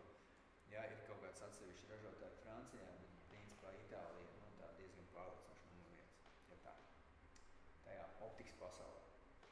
Tieši uz ietveriem pārsvarā. Francija ir lielāks, varbūt nozīmīgāks spēlētājs tieši lēcās, ja, tieši optiskajā pašā tajā. To mēs neveltas parasti saka arī, kad franču mašīnām ļoti bieži kaut kādi pirmie inovatīvie optiskie risinājumi parādās, un pēc tam tikai kaut kādi, kā saka, augsto zīmola ražotājus pārpēr. Tā kā tā. Jā, šeit tāds mazs skrējiens cauri iepriekšējai 100-gadē. Galvenie atskaites punkti, principā katru to 10 gadu varētu izdalīt, bet viņus arī lielā mērā kaut kur saplūst, tāpēc es visu pilnīgi neesmu izdalījis. Tad, kā jau teicu, ja 20. gadi mums tāda pāreja uz brillēm klasiskā izpratnē, tad 30.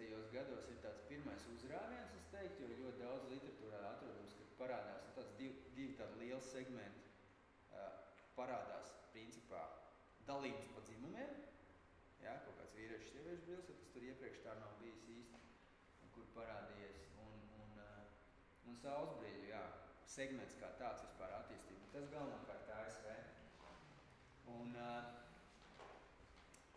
Un faktiski tie 30. gadi iezīmēs lielā mērā arī ar to, ka ja līdz tam tās brilles varbūt ir uztverts tā, ka ārpus mājas es īsti ar brillēm nekur neeju, es tur mājās ko palasa, vai tas tur ir monokls vai kaut kas cits, jā, tad te jau viņš tiek tāds parādās tāds pirmās kaut kāds, ka viņš tā kā aksesors, kas viņu lietot ikdienā, jā, vai iziet principā sabiedrība ārpus kaut kāda ierastās savas vidas. Nu tad 40. gadus es izlaidu. Tur, principā 30. 40. gados diezgan lielā mērā dominēja apaļās formas, tāds klasiskais tāds, kā mēs šobrīd sakam, tāds skandināvs stiliņš ietvaros vispār, jā. Un tālāk 50. gados tas bija tāds atzīmējums moments, un te es tādu moderno versiju tam Brolēnam es paņēmu, bet, nu, principā Brolēns ir no tās mūsdienu pasaules, bet arī, kas ir klasika.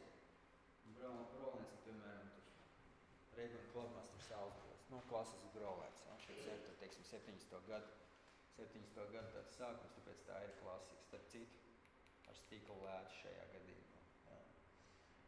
Kāpēc viņi tur piezīmē? Tāpēc, kad bija atsauce uz to, ka 50. gadu beigās tas Brolēns bijis tik populārs tas stila ziņā, ka tur 50% no visu vispār pārdotā marketa bijis tikai Brolēns, tā kā visi staigājuši tajā. Respektīvi, tas izceļās tā augšī. Jā, tālāk juvelieru izstrādājumi diezgan lielā mērā 60. gados parādās, un te tāds droši vien pārspīlējums. Nu, mūsdienās tur mēs varam kaut kādu Cartier, piemēram, tur nosaukt, jā, kas ir. Tā kā tas parādās tāds nākamais vilnis, jā, tur juvelieru kompanijas, un tas nozīmē, ka vēl vairāk kā aksesors tās bildes, tur sevišķi uz dāmām vairāk tas tā mērķēts droši vien, jā. Un tad nākamā 20 gadu faktiski tāda oversize ēra, kas faktiski ir arī šobrīd lielā mērā.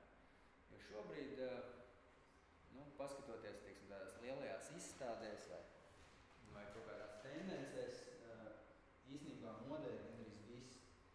Un tas ir pa iemeslu, kāpēc es tālāk ar par tiem 90. gadiem neesmu aizvirzījies, tāpēc, ka principā tur šobrīd ir tāds miksls no visu kaut kā, uzražot visu kaut ko, vairāk dominēt ir tādas lietas, kas ir vairāk materiāls, ja, kaut kāds saudzēsim dabu, kaut kāds 3D printēšanas un visāds tāds lietas nāk iekšā. Principā tādā stila ziņā, stilistikas ziņā šobrīd tas ir gan apaļais, ļoti aktuāls Skandināvi, ļoti aktuālais, teiksim, tāds izteikts vintāžu stils ir oversize un tā tālāk tā joprojām. Nu tā, jā, 90. gadi un 2000. Principā tur tāds minimalisms iezīmējās, jā, tur tāds minimalisms, tur tāds vāciešu stils, kā es parasti saku, tāds ļoti tāds, jā, neuzkrītošs un parasti taisnstūra veida formas un tam līdzīgi. Nu tālāk, noslēgumā faktiski tas galvenais tāds secinājums, izejot cauri gan tam instrumentu klāstam, gan paskatot tās brilles, nu, daudz jau nemaz nav nekas mainījies, vienkārši tehnoloģijas nākušas klāt. Jā, ir kaut kāds, teiksim, gan tas optometrists vai oftalmologs, tas, ko viņš redz, vai kā viņš lieto to instrumentu, tas ir ergonomiskāk, kvalitatīvāk, efektīvāk. Cilvēks, kurš ir brīļu lietotājs, viņš attiecīgi tur var jau kaut kādu izvēlēties, teiksim, nevis acetātu plasmas, viņš izvēlās jau kaut kādu, teiksim, tur cold glaze jauno plasmas, kas ir vieglāk, ilgāk kalpo, jā. Tādas lietas faktiski. Un te es atzīmējis, nu, kad ja līdz tiem 80. gadiem, kā es minēju, tas acī bīstamais stikls bija, nu, principā galvenokārt. Starp citu arī mūsdienās viens otrs vēl paprast stiklu, bet paprast tādā izpratnē, ka, nu, viņš lietošanas ziņā viennozīmīgi labāks, nu, ja mēs tā ilglaicības ziņā. Stiklu faktiski augsts pakāpes indeks minerāls stikls, viņš tur kalpo gan arī izvērt timeless versijā. Viņš neskrāpējās, nenotiek, teiksim, tāda tīpa problēmas. Bet, no stikls, kā es teicu, bīstams tīri, ja notiek kaut kāds ziebs, tad acis, kā saka, priekšā, ja tās brilles plīst, tad ir problēmas ļoti daudz. Nu jā, un brīļu lēcās šobrīd tas galvenais ir tas, ka mēs varam faktiski runāt par dažādiem materiāliem, jau ne tikai tādā plastikāts vai stikls izpratnē, bet principā tie plastikāti materiāli ir ļoti attīstīti, ir, teiksim, planinātās lēcas, ja dažādi indeksi, asfēriska optika, kas tiek paķerta no, teiksim, no tāda medicīnas optikas, jau no mikroskopiem, tiek arī oftoniskajā optikā izmantot asfērisku lēcu, vienmēr būs tāda optiski precīzāka. Bet nevienmēr arī to vajag, tas tāds ļoti jūtīgs jautājums, tā ir bišķiņ cita tēma vispār. Nu jā, tad kā jūs minējat, tas tehnoloģiskās inovācijas, kad ir office lēts, progresīvās lēts, ko jūs droši vien dzirdējuši, kur ir no vienām brillēm tālu un tuvu, kā saka, un tur arī ir dažādi dizaini, un tā pasaule ir diezgan piņķerīga, tur ir, kā saka, kārtīgi jāiebrauc, lai to saprastu. Un ietvaros, kā jau es teicu, tur titāns, plasmas. Titāns šobrīd ļoti daudz, teiksim, pirms gadiem 10-15 mums nebija vēl tik daudz, tas bija tik tādiem, un tur kaut kādiem augstiem zīmoliem pieņems tagad titāni. Titāni var starp citu, nu, tur var izvēloties brilles, citreiz iekrist, jo ir, teiksim, tur. Bet titāns ir Japāņu titāns. Japāņu titāns vienmēr būs vislabākais. Mēs redzam uz vienalga, kas ir pa zīmoliem, mēs redzam skaņu Made in Japan, tad tas būs, kā saka, safe.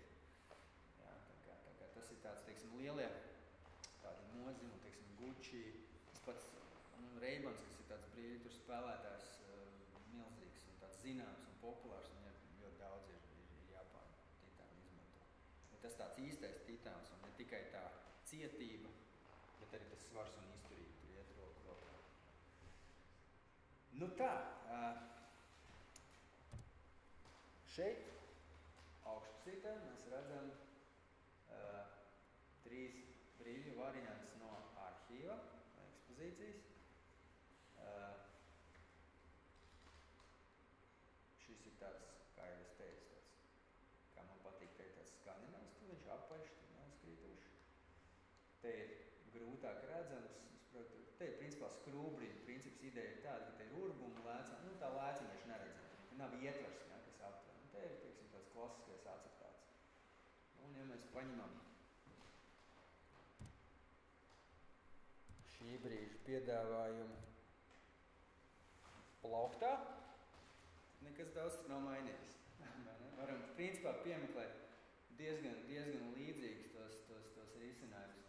Augšējās tās brillītes, starp citu no arhīva, viņas, man liekas, ka nav īsti 100-gadīgas, viņas ir bišķiņ jaunākas, bet idejiski ir skaidrs, jā, kad, kā es teicu, materiāli un kaut kādi risinājumi. Ir arī daži zīmolu brillēs, kas, teiksim, savus risinājumus izmanto, ja tu visu taisa atspirīt kaut kādu vienu veidu, ir, paņemsim, zīmolu, kas man ļoti patīk, kas taisa savus risinājumus, kas ir super jau tādi, nu, advancēti un izdomājuši, ja, tur tāds gudrākas lietas, lai tas vairāk uz tādu kalpošanu un tādu ikdienas lietotāju vajadzībām pakārtots.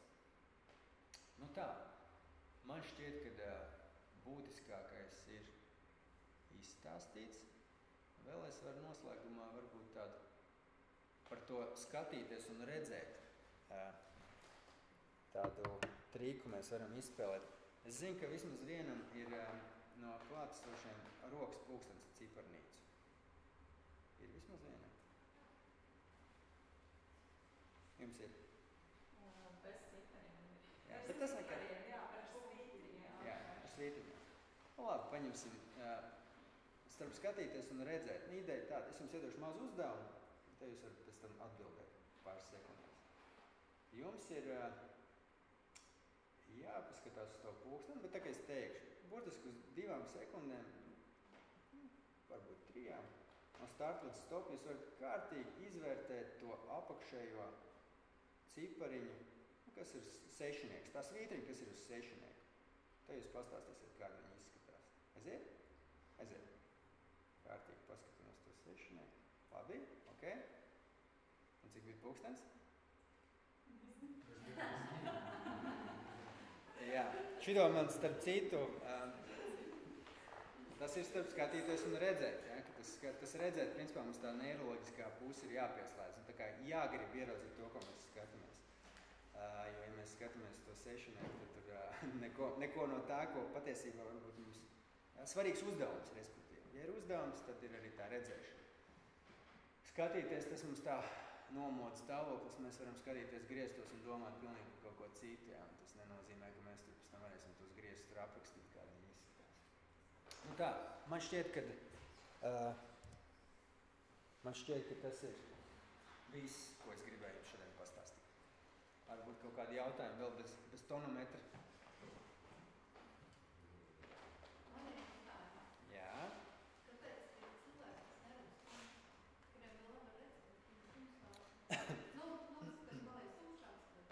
ar to pašu zīlītes diametru saistībā. Atkal tas tāds neiroloģiskais profils drusciņ, un tur ir dažādi sinonīmi, tur miopija, nokturna vai tumsas tuvredzība vai vistas aklums. Ja? Tā kā to slinko acis tur piedēvē vistas aklums ir. Ideja tāda, ka bieži tas ir tiem cilvēkiem, kuri ir tādi vispār ar drusciņu tādu holēriskāks dabas, teiksim. Ja? Jo viņiem, teiksim, tā acis zīlīte nereaģē īsti adekvāti uz to gaismas daudzumu. Tie ir tādi, viņš nervozāk, viņš tāds adrenalīns tāds jaudīgāks. Ja? Tāds adrenalīns ņem virsroku nekā tie flegmatiskie tipi, tā kā es, piemēram. Ja? Un tad ir tā, ka tā zīlīte vienkārši kļūst pārāk plata, jo parasti jau tā problēma ir pat ne tikai tumsā, problēma mēdz būt krēslā. Jo krēsli ir tie, teiksim, no fizikālā skatpunkta, tie mezopiskie apstākļi, principā, tai acī, ja mēs patinamies atpakaļ, tad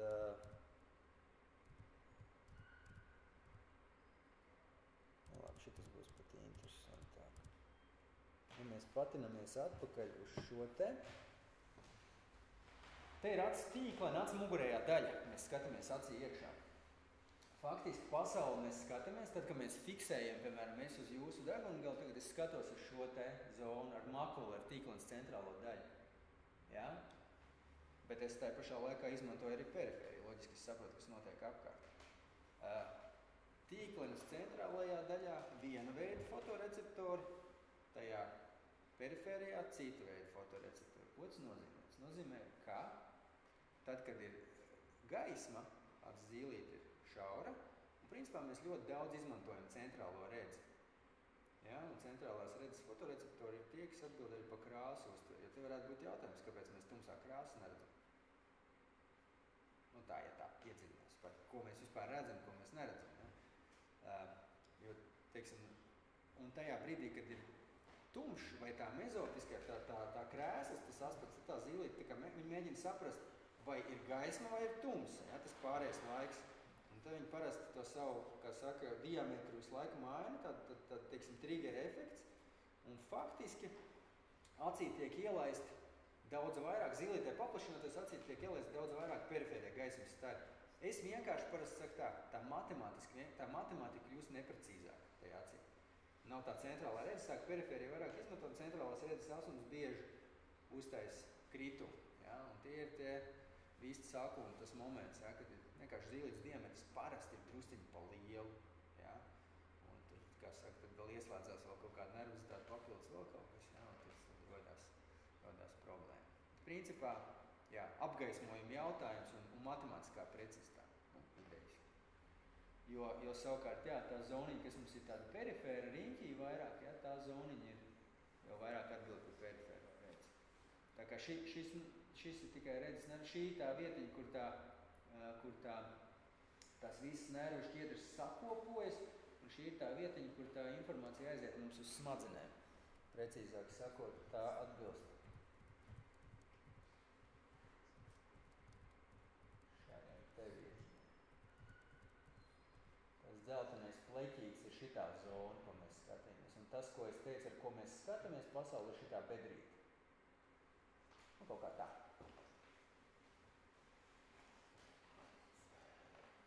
Vēl kāds jautājums? Man savukārt ir par tumsu, tad man ir jautājums par ļoti spilgtu gaismu. Par sauli, kad vai tikai tāpēc, ka es valkāju lēcu, man tā kā pretī paliek tumšs. Ar sauli ir mazliet līdzīgi tā tēma, mazliet sarežģītāk no citas puses. Parasti ir tā, ka es tā paņemšu tīri no, tagad, teiksim, nezinot tur jūs tos redzes parametrus. Parasti tā saules gaisma traucē tad, kad tā acis nav precīzi nokoriģēta. Kad ir kaut kāds mazliet kaut kāda nobīde. Jo principā tajā brīdī tā tīkla un acis mugurējās daļa saņem gaismu, kas nav perfekta fokusa. Atcerieties to svēcīti, kam ir jābūt tieši šeit. Ja, un ja viņi nav precīzi, tad parasti jūs to gaismu, ko tā acis saņem, principā tā acis viņu uztver dēļ izkliedz jaudīgāk nekā viņa patiesībā ir. Un tad ieslēdzās kaut kāda asarošana, kaut kāds liekas, ka tā kā apžilbums vēl kaut kas. visbiežāk. Bet pie tādas, teiksim, miopijas, ja pie tuvredzības, augstākas pakāpes tuvredzības, ja, teiksim, tur 4 dioptrijas un vairāk, tur vēl ir citi aspekti drusciņi, ja, tur vēl drusciņi citi aspekti arī saistībā ar to acu zīlīti, ja, jo tuvredzīgam cilvēkam bieži vien viņam tā acu zīlīti vispār ir tendence, ka viņi ir lielāki, jo tā daba mūs radījusi tā, ka mēs tā kā adaptējamies tam situācijām, un ja cilvēks neredz, tad smadzenes mēģina, kā es saku, vienmēr kaut ko ieslēgt papildus, lai sāktu redzēt. Un tas, ko viņas pirmais izdara, viņas nevar to fokusu noķert, viņas vienkārši uztais lielāku zīlītes diafragmu un, kā saka, ielaiž vairāk gaismas acī. Tas cilvēks dabūna pretējo efektu. Ne, viņš skaidrāk redz, viņš vienkārši apžaukst idejiski. Jā, tā kā, bet tas ir tāds drusciņi sarežģīti. Tur būtu jāredz tie jūsu parametri, tad mēs varam jau tur runāt jau tā, jau detalizēt. Bet bieži ir tādi cilvēki, kas, teiksim, atnāks pārbaudu, viņi nav, vispār nesūdzās par redzes kvalitāti tālumā, piemēram. Viņš saka, nē, es visu tur redzu, brauc pie stūrs un visu foršu. Un tad, teiksim, viņam atrodot kaut kādu mazu optisko defektu, viņš saka, jā, bet gaismā es tur vispār nevaru, es tur bez saulesbrillēm un pilnīgi nekā, jā. Es saku, tad, kad atrisināsiet optisko to defektu, ko jūs pats nemaz nejūtat īsti, tajā brīdī tā saulesgaisma arī mazāk traucē. Nu, tā ir tāda vesela spēlīte.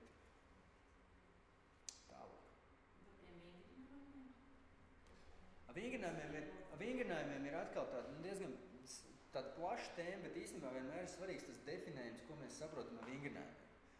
Nu, ir tur, teiksim, cilvēks saka, es tur kārtīgi vingrinu un tā, kaut kāda acu grozīšana un tam līdzīgi, tas nav redzes vingrinājums pēc būtības. Un tas ir tāds, tas nav slikti, tas ir ļoti labi, jo mēs principā uzlabojam asinsriti, ja, arī tīklnē tādā gadījumā. Bet redzes vingrinājumiem parasti saprota, tā ir tāda atsevišķa disciplīna, kas saucās ortoptika. Principā redzes vingrinājumi ir efektīvi līdz apmēram 40 gadu vecumam. Tajā brīdī, kad tā acs lēca, ja, jo pirmās tuvuma brilles mums vajag tāpēc, ka tā acs lēca kļūst cietāka.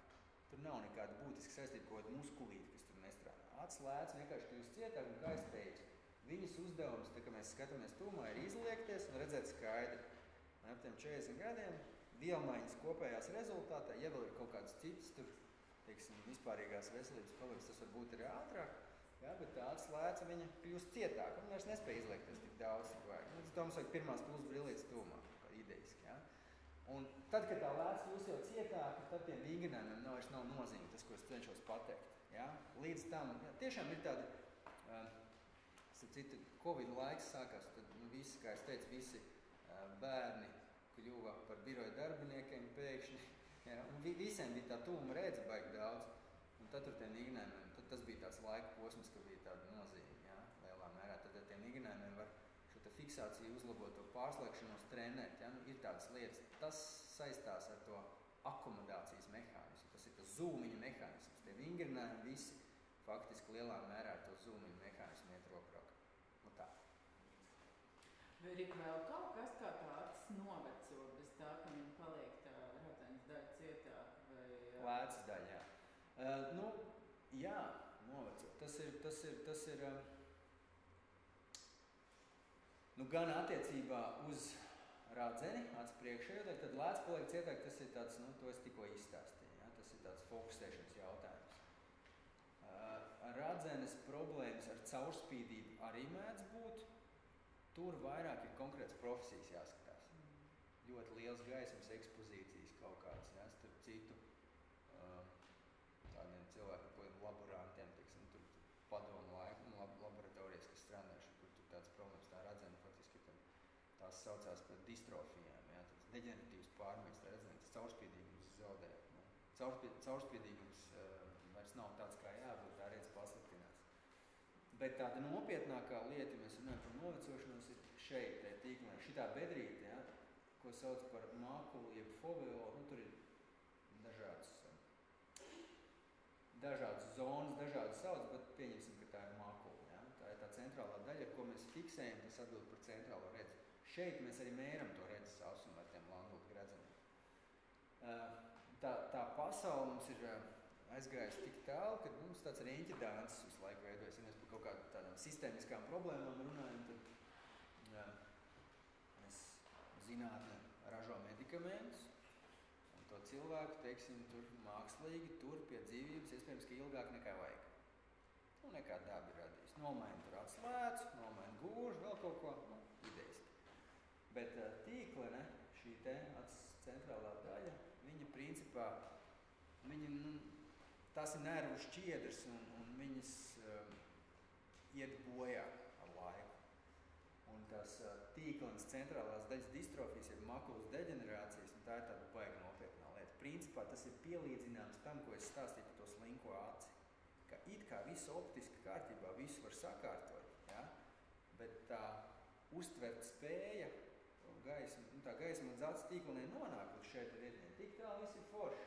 Ierūks nomainīs lēcu, brīles pareizās, viss kārtībā, bet tas redzes asums vienkārši krītās, tas nervu šķiedras iet bojā. Ja?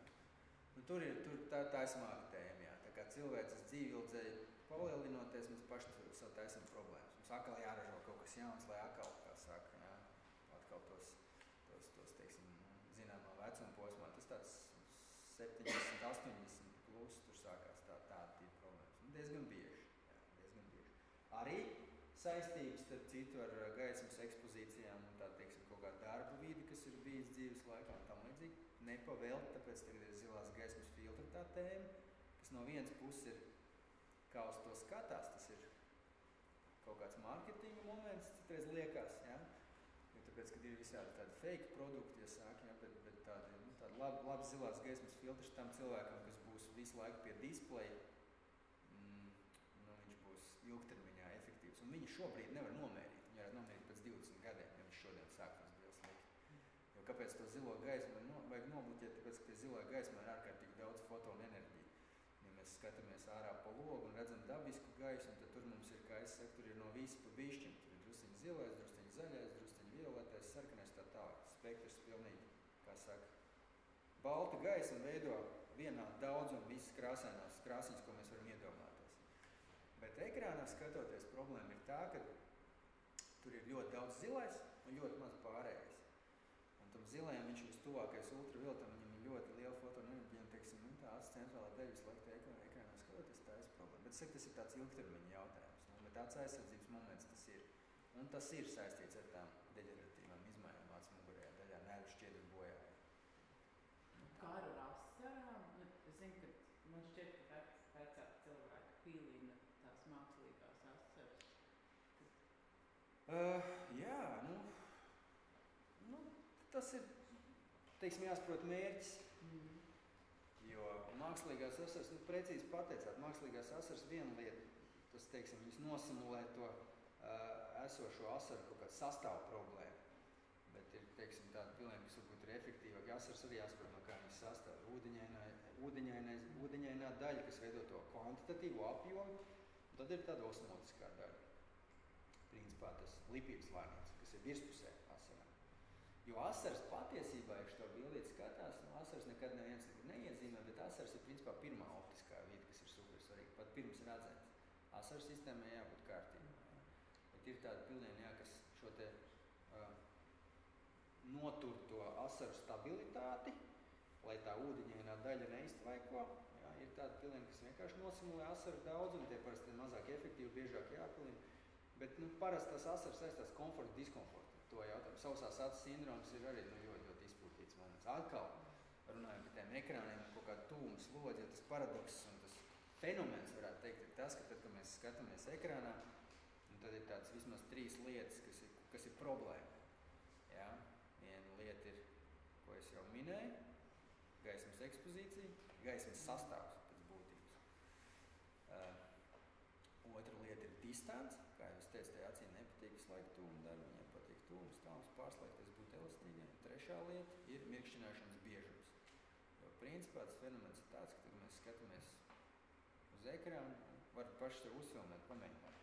Principā, ja vidēji būtu minūtē kaut kāds 12 reizes reflektorā mirkšķināšana jāieslēdz, tad ekrānā skatoties tās būs apmēram 3 reizes mazāk reižu. Un tas sāk veidot problēmu. Biroja cilvēkiem tā asaru sistēma ir aktuāls temats. Tādiem, kas jau ir kaut kādi uzkrājuši pieredzi. Protams, tur gaisa kvalitāte, pie kondicionēra vēl sliktāk nekā bez. Tad darba vīde, apgaismojums, vēl visādi faktori. Arī tas gaismas daudzums ir, teiksim, vairāk nebojā redzi, tas vienkārši ļoti diskomforti, ja tas sausums upur. Ja tā sasauce ir kvantitatīvi maza, tad bojā redz. Tad mēs pārējām pie radzenes problēmām, un tur ir keratīti, un tas ir baigi nopietnās lietas. Tas var rezultēties ar radzenes pārstādīšanu reāli. Jā. Tā kā, bet tās ir tāda nopietnē gadījuma daudz, bet šis vairāk ir tieši tas oftalmologu lauciņš, kur, teiksim, tad es parasti padodu to stafeti tālāk jau. Bet grūti ar šo te sausās acis sindromu vispār ir sarežģīti diezgan tā, kā saka, cīnīties. Bez kaut kāda pilienu palīdzības. Un tur ir visāds metodikas, tur, teiksim, citreiz jau ir tā, ka asaru kanāls vienkārši jāiztīra. Tur jāstās, tas ir ļoti individuāli. Tāds.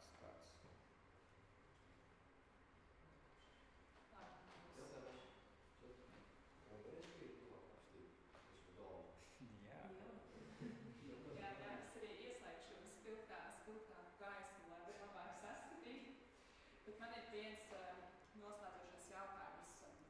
Mūsu muzejā ir plāns veidot ekspozīciju bērniem, un mēs rīkojām bērnu jautājumu vākšanas kampaņu, un viens no jautājumiem, ko mēs saņēmām, bija, kāpēc atsābo ziemā nesasalst?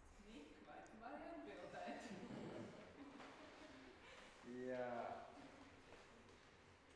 Nevar. Ko lai es saku? Nav jau tur ūdens. Tajā sastāvā. Tas ūdens, kas ir ieslēpts tajās šūniņās, viņš ir smuki nomaskēts. Un tās pārējās vidas, viņas ir tik advancēti veidotas, bet starp citu, atkarīgs no temperatūras, droši vien. Tur nebija detalizēta. Jā, mēs taču zinām, ka tajā brīdī, kad ir kaut kāds 30 apmēram, tad mums bišķiņ paliek grūtāk mirkšķināt.